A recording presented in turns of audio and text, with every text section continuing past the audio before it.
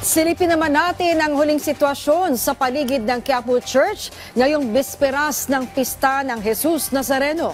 Yan ang ulat ni Bien Manalo. Puspusan ang ginagawang paghahanda ng pamunuan ng Quiapo Church, pulisya at maging ng mga volunteer ngayong bisperas ng pista ng Puong Jesus Nazareno. Nagsagawa ngayong araw ng flashing o paglilinis ang Raha volunteers katuwang ang PDRMO Bulacan sa main road ng Quezon Boulevard sa gilid ng Quiapo Church. Dito kasi itatayo ang medical station na magsisilbing mini hospital ng DOH at Philippine Red Cross.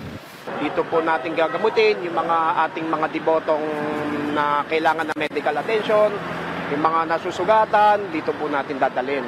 May nakaantabay na ring ambulansya at quick response team sa labas ng simbahan. Nakapwesto na rin ang metal scanner at x-ray machine sa Villalobos Street, ang main entry point ng mga deboto papasok ng simbahan. May mga barikada na rin sa paligid ng simbahan.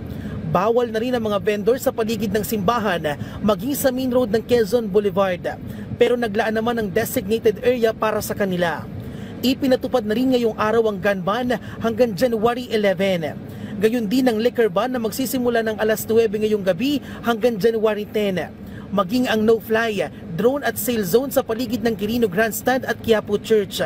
Isasarado rin sa mga motorista ang ilang kalsada sa Maynila na magsisimula mamayang alas 9 ng gabi hanggang sa araw mismo ng traslasyon sa January 9. Mahigpit pa rin ang paalala ng pamunuan ng Quiapo Church at Manila Police District sa mga deboto kaugnay sa mga dapat at hindi dapat gawin sa pagdiriwang ng Pista ng Nazareno 2025.